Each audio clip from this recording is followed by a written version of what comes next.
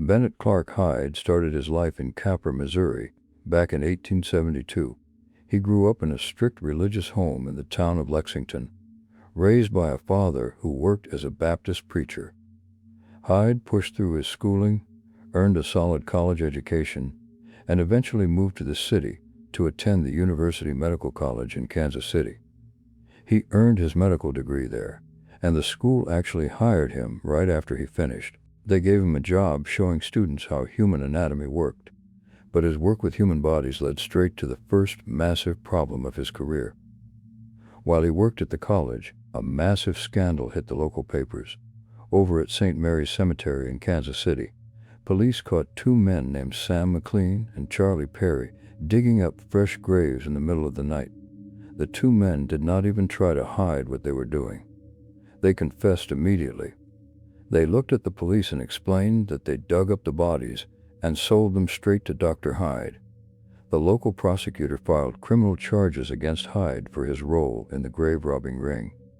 Now, the court eventually threw the case out before it ever reached a trial, so Hyde avoided going to prison.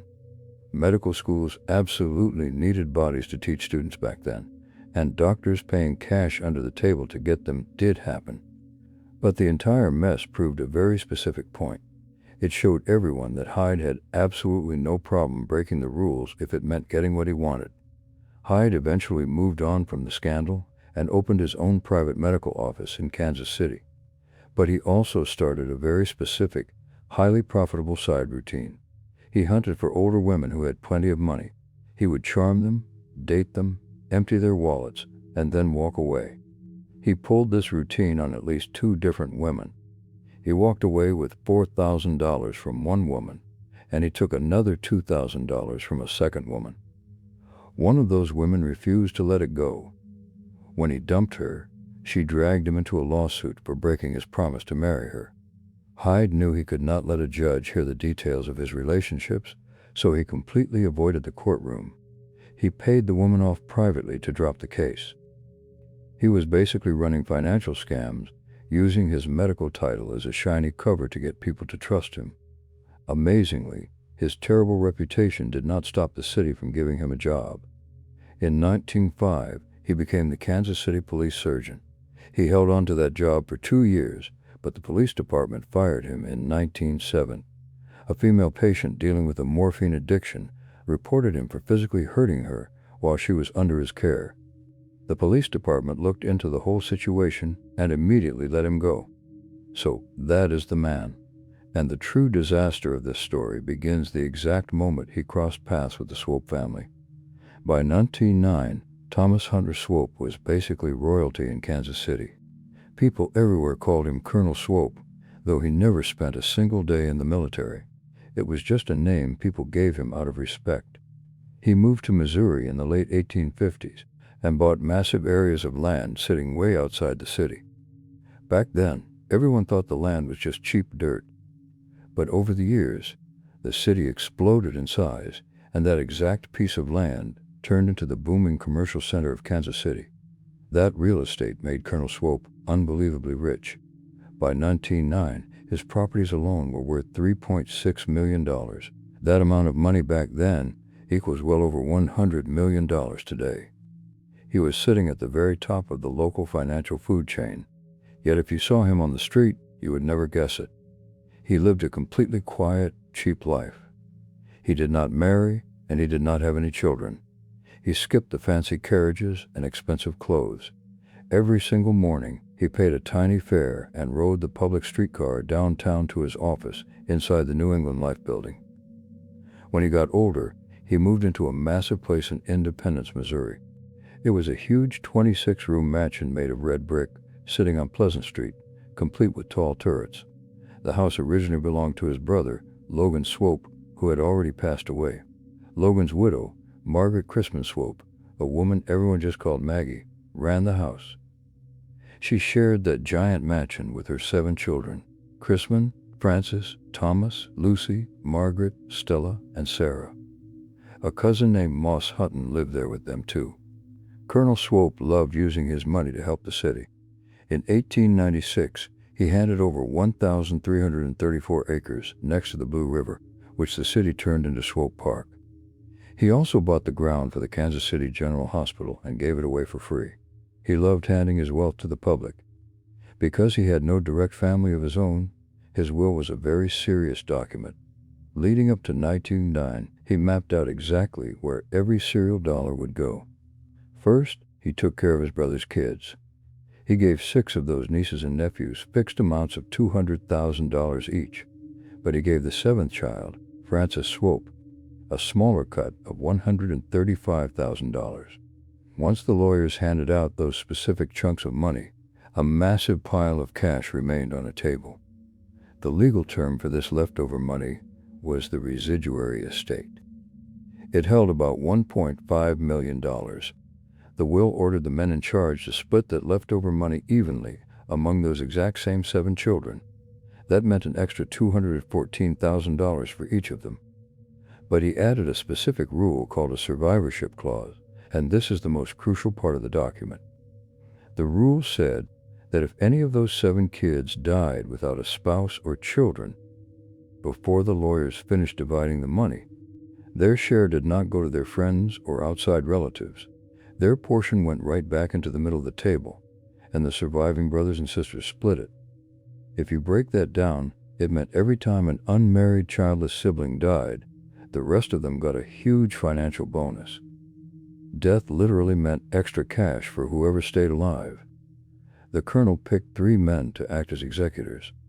They held the true power to manage the money and handle any updates to the will. Those men were his cousin Moss Hutton, who lived in the house, a lawyer named John Paxton, and a nephew named Stuart Fleming. Right around this time, Dr. Bennett Clarke Hyde found his way to Francis Swope. They started dating. Her mother, Maggie Swope, saw right through him. She knew exactly what happened with the police surgeon job. She knew about the older women he'd scammed in the past. Maggie confronted Hyde, calling him a fortune hunter directly to his face. She told anyone who would listen that he just wanted the Swope money, and she aggressively ordered Francis to dump him. Francis completely ignored her mother. In June 1905, Francis and Hyde ran off across the state line to Fayetteville, Arkansas, and got married. The very next morning, the Kansas City Star splashed the news across a giant headline, making sure to point out that the bride's mother had absolutely no idea it was happening. Maggie exploded. She slammed the door on her daughter and her new husband. She refused to speak to them and entirely banned them from the family circle. For over a year, Hyde had the wife, but Maggie completely blocked him from getting anywhere near the family money. Then, in October 1907, the entire situation flipped. Maggie's brother suffered a terrible injury in a mining accident out in Nevada. The family panicked. They desperately needed a doctor they could trust to travel and manage his recovery. Pushed into a corner, Maggie swallowed her anger and reached out to Hyde for help. Hyde took the job, treated the brother, and saved his life. That single success fixed everything. Maggie dropped her anger, welcomed Francis back, and let Hyde completely into the family. Colonel Swope also completely changed his mind about Hyde. He bought a house in Kansas City for $7,500 and handed the keys to Hyde and Francis for free. He threw his massive social influence behind his new nephew, and soon the local medical community voted Hyde in as the president-elect of the Jackson County Medical Society. Hyde went from a fired scammer to a respected doctor, living in a free house, sitting right next to a massive inheritance. But by late 1909, Colonel Swope started talking about his money differently. Now in his early 80s, he spent a lot of time thinking about what he wanted to leave behind. He decided he did not want the kids to get the extra $1.5 million anymore. He wanted to change his will, cut that money away from the heirs, and hand the entire amount to charity. He did not hide this idea. He told the family openly. Hyde heard about it too. This was a massive problem for Hyde. He had spent years fighting for a spot in this family, putting up with Maggie's insults and treating her brother just to get near Francis's inheritance. If the colonel signed those legal papers, the biggest chunk of that money would vanish forever. In September 1909, the colonel fell hard to the ground at the Independence Mansion. The injury forced him into bed. He was weak. He could not move easily, and he needed constant medical care. The family always used Dr. Twyman for their medical needs. But Hyde was family now, and he held a fancy medical title. So he just took over. He practically moved into the mansion, checking on the colonel every single day alongside Dr. Twyman. This gave Hyde completely private access to the old man. While trapped in that bed, Colonel Swope looked at Hyde and told him straight out that he fully planned to sign the papers to give the $1.5 million to charity. It is completely baffling that he would share his plan to give away a massive amount of money with the one guy famous for chasing money. But he did. He told him everything. The biggest detail was the timing. The colonel told Hyde he had not signed the documents yet. The executors still needed to process the forms. One of those executors, Moss Hunton, slept just down the hallway in the same house. Hunton held the power to finish the paperwork on any given day. Hyde had a tiny window of time to stop the legal machine before anyone picked up a pen. Sometime in late September, Hyde called Hugo Breckline's drugstore in downtown Kansas City. He made 2 different orders. First, he asked for Fairchild's Holiday. Back then, doctors used this all the time to help people digest their food. The factory made it by crushing animal glands into a grayish-yellow powder and stuffing it into standard gelatin capsules. Then, Hyde called the exact same pharmacy again. This time, he ordered cyanide capsules. Cyanide is incredibly deadly. Doctors in 1909 could get it for lab work, but it kills faster than almost anything else. When the pharmacy finished both orders, the capsules looked completely identical. Same size, same shape, same color. You could hold them next to each other in your hand and never tell them apart. Hyde went and picked up both batches. Meanwhile, the family brought in a private duty nurse named Pearl Keller to watch the colonel. They paid her $25 a week, a great salary for a nurse back then. She watched her patient closely and followed every instruction the attending doctor gave her, and the doctor giving the instructions every day was Hyde. On Friday, October 1st, Moss Hunter sat at the dinner table with the family. Right in the middle of the meal, he dropped to the floor. Total panic broke out. Hyde stepped right up and took over. He checked Hunton and told everyone the man just had an attack of apoplexy, the standard word doctors used back then for internal bleeding in the brain. Hyde decided to treat him immediately. He chose to use bloodletting. Doctors did occasionally cut people to lower blood pressure during an emergency, so the idea itself was not crazy. Hyde found a vein in Hunter's arm and cut it open. But he did not just take a little bit of blood. He let it flow, and he kept it flowing. He drained over 2 quarts of blood out of the man. An adult human body only holds about 5 quarts of blood total. Hyde emptied 40% of Hunter's blood in one sitting. When you lose that much blood, your body shuts down completely. Your heart races, your pressure drops to nothing, your organs fail, and you die. And that's what happened. Moss Hunton died that night. The very next day, Saturday, October 2nd, the family started planning the funeral. But when someone called the undertaker, they found out a very weird order had already come in. The order specifically asked for 2 coffins to go to the Swope mansion. Hunter was the only dead person. Ordering 2 coffins made absolutely no sense. Later that afternoon, Hyde pulled Nurse Keller into a quiet room. He pointed out that since the executor of the will was dead, the colonel desperately needed a new one. Hyde said since he was the oldest man living in the house now, he should take the job. He told Nurse Keller to go talk to the colonel and pitch the idea. She flatly refused to do it and walked away. The next morning was Sunday, October 3rd. This was 2 days after Hunton died. Hyde handed Nurse Keller a capsule. He said it was medicine to help the colonel digest his food, and he told her to give it to him. She walked into the bedroom and gave her patient the pill. 15 minutes later, Colonel Swope started shaking violently in his bed. He thrashed around uncontrollably. The seizing lasted until he completely blacked out and slipped into a deep coma. Hyde walked into the room, looked at him, and announced to the family that the colonel also suffered an attack of apoplexy, probably caused by the massive shock of losing his cousin hunting 2 days earlier. Hyde never peeped the phone to call Dr. Twyman. He kept the family's trusted doctor completely in the dark, denying him the chance to see his longtime patient alive. Colonel Thomas Hunting Swope died that night, just 18 days before his 82nd birthday. In 3 days, 2 men died in that house with Hyde managing their care. Both deaths were officially called apoplexy because both the colonel and the executor were dead. The legal paperwork to change the will stopped forever. The original plan remained exactly the same. The $1.5 million stayed right where it was. Right after the colonel passed, Hyde found Nurse Keller again.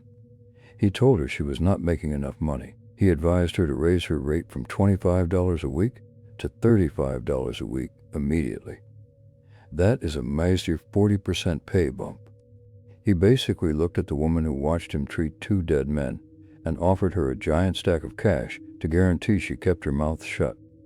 The family moved the colonel's body to downtown Kansas City. They set his casket right in the middle of the Kansas City Public Library so people could say goodbye to the man who gave them their hospital and parks. His planned stone tomb in Swope Park was not built yet, so they slid his casket into a temporary holding vault at Forest Hill Cemetery. Back at the house, Hyde stayed right there as the family doctor. The mansion got its daily drinking water from a big underground cistern. But after Hunting died, Hyde completely stopped drinking it. A few days later, he called the family together and warned them to stop drinking the raw cistern water immediately. He told them very clearly that they needed to boil it thoroughly, or they risked catching typhoid fever.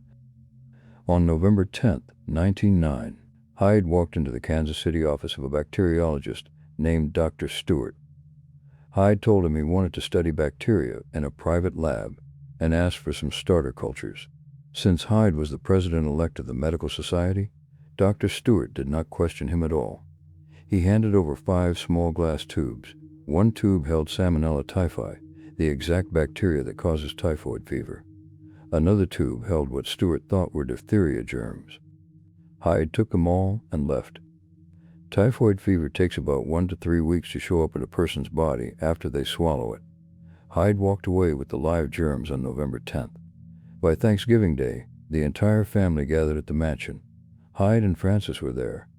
Hyde sat back and watched everyone pour water straight from the cistern and drink it all night. They completely ignored his warning to boil it. On December 1st, an African-American servant named Leonora Coppridge felt awful and went to bed. A doctor confirmed she had typhoid fever. This happened exactly 21 days after Hyde picked up the tubes. The next day, December 2nd, the fever hit 3 more people: Crispin Swope, the oldest heir, his sister Margaret Swope, and Georgie Compton, a seamstress working at the house. On December 4th, Nora Dixon, a former governess and family friend, got sick. On December 5th, Stuart Fleming caught it. He was visiting, but more importantly, he was one of the 3 men originally named as an executor of the will. Now he was down too. Also on December 5th, Hyde found Nurse Keller and a second nurse named Houlihan. He told Nurse Houlihan he just gave Crispin Swope a capsule to bring his fever down. She went into Crispin's room to sponge him off. Less than 30 minutes after taking the pill, Crispin's body locked into violent, uncontrollable shaking. He seized until he fell into a deep coma. Hyde walked in, looked at Crispin, and told the family he had cerebral meningitis. But Nurse Keller saw the whole thing. She checked her private notes. 2 months ago, Hyde gave the colonel a pill. The colonel shook violently, fell into a coma, and Hyde called it apoplexy.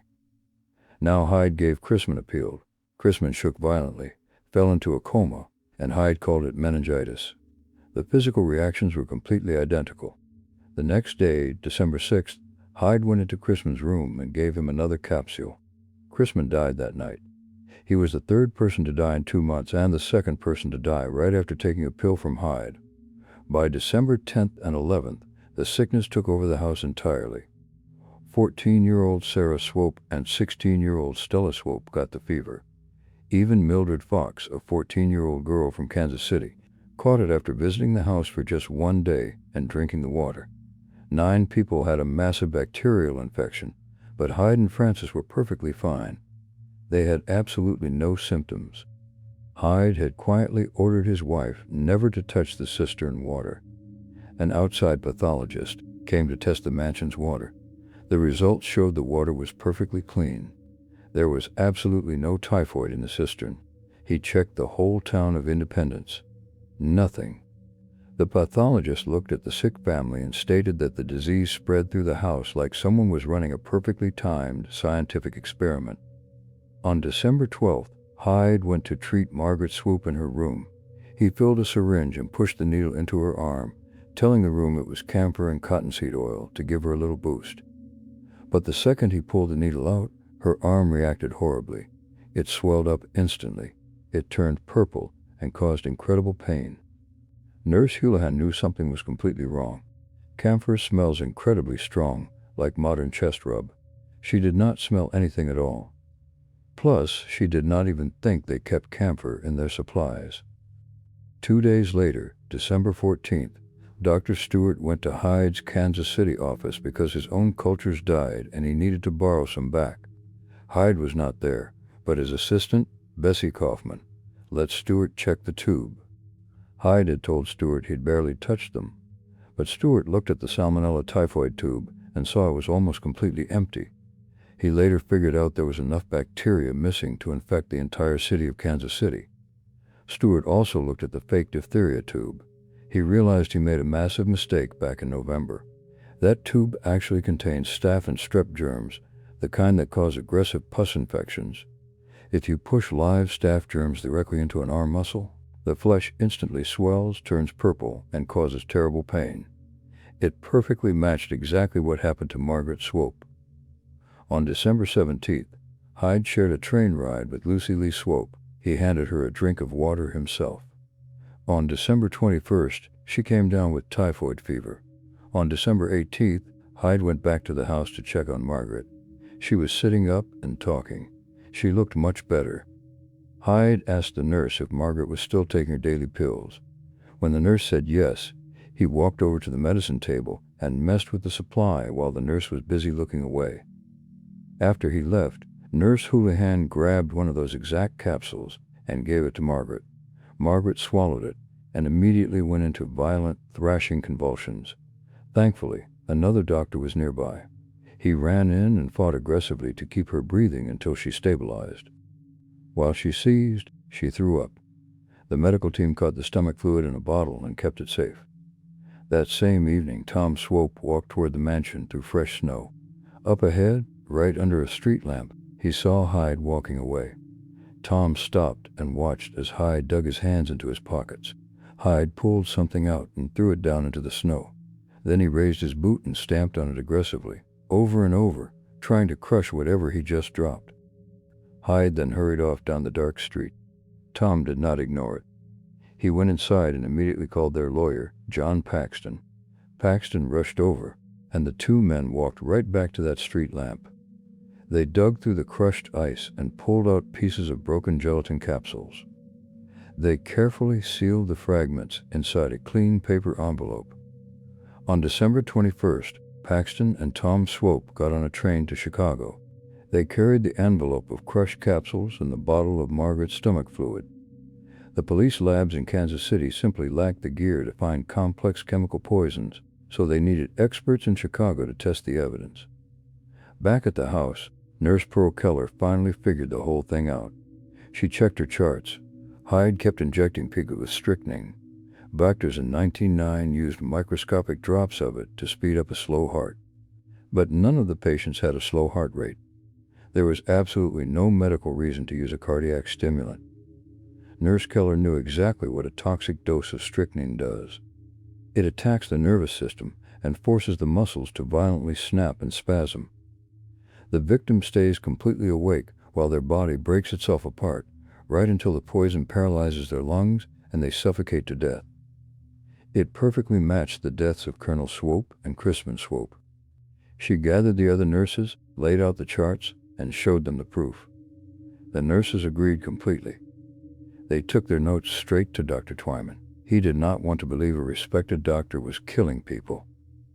But by the morning of December 22nd, he completely changed his mind. He went to the house, ordered the staff to destroy every single bottle and pill on the property, and declared that someone was actively poisoning the family. Nurse Keller and her team then marched straight to Maggie Swope. They gave her a flat ultimatum. They told her to kick Hyde off the property immediately, or every single nurse would walk out the front door and leave the family alone. Maggie and Dr. Twyman pulled Hyde into a room and permanently banished him from the mansion. The second he left, the dying stopped completely. Every single typhoid patient in the house turned a corner and survived. A few days later, the Chicago lab sent the results back to Paxton. The crushed capsules from the snow tested positive for heavy amounts of cyanide. The fluid from Margaret's stomach contained lethal amounts of strychnine. Hyde's entire strategy fell apart on paper. He used the typhoid germs to create a massive wall of sickness. While everyone scrambled to treat the fever, he walked up to the beds and used standard capsules filled with cyanide and strychnine to kill the people standing in the way of the money, blaming the deaths on fake medical emergencies. Maggie and Paxton needed absolute proof. On December 30th, a quiet team dug up Chrisman Swope's grave. A doctor opened his stomach right there in the cemetery. He found massive amounts of strychnine. The next night, right around midnight on December 31st, a crew pulled Colonel Swope from the holding vault at Forest Hill Cemetery. They checked his liver. The results showed undeniable traces of strychnine. Neither man died of a natural illness. Both were poisoned. Paxton went public in early 1910. He wrote an open letter charging Hyde with 3 murders and several attempted murders. Hyde stayed right in Kansas City, hired a lawyer, and sued Paxton for $100,000, claiming the lawyer ruined his reputation. But on March 5, 1910, a grand jury looked at the lab tests, the bacteria timeline, and the nurse's notes. They hit Hyde with 11 criminal indictments. They charged him with 2 counts of first-degree murder for the colonel and Chrisman. They charged him with 1 count of manslaughter for bleeding Moss Hunton to death. And they charged him with 7 counts of attempted murder for giving the typhoid germs to Lucy, Sarah, Stella, Margaret, Mildred Box, Georgie Compton, Nora Dixon, and Leonora Coppridge. They put him on trial for killing Colonel Swope. The jury found him guilty, and the judge gave him life in prison. Right before sentencing, Hyde stood up, stared at the room, and said, "This case is not closed. My wife Frances will not forsake me. Yes, Frances will know what to do." He was completely right. Frances was pregnant with their first baby during the trial. She absolutely refused to accept that her husband killed her family. When she learned her mother Maggie paid the lawyers to help prosecute him, she snapped. She completely cut ties with her mother and her surviving siblings. She took her own inheritance and dumped it into a massive legal fight for her husband. On April 11, 1911, her money paid off. The Missouri Supreme Court threw out the conviction.